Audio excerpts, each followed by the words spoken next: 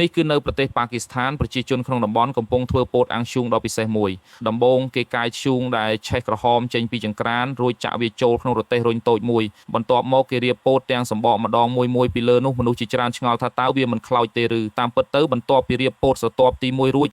អ្នកលក់មិនទាន់ចាប់ដើមលក់ភ្លាមនោះទេគឺគេបន្តគ្របធ្យូងមួយស្រទាប់ទៀតពីលើរួចដាក់ពោតស្រទាប់ទី2និងគ្របធ្យូងថែមទៀតគេធ្វើបែបនេះដោយតម្រៀបពោតនិងធ្យូងឆ្លាស់គ្នាជាស្រទាប់ដូចជាចង្ក្រានអាំងខ្នាតតូចមួយអញ្ចឹងចំណែកសម្បកពោតវិញគឺជួយការពារកុំឲ្យសាច់ពោតខ្លោចដោយផ្ទាល់ធ្យូងទាំងស្រទាប់លើនិងស្រទាប់ក្រោមនឹងបញ្ជូនកម្ដៅទៅជុំវិញពោតបានសព្វល្អ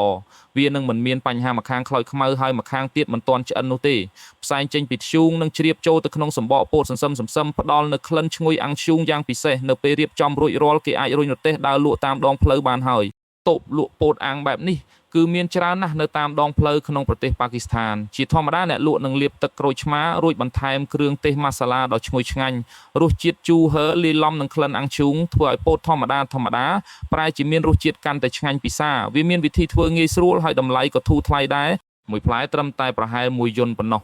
វាទទួលបានការចូលចិត្តយ៉ាងខ្លាំងពីសំណាក់ប្រជាជនក្នុងតំបន់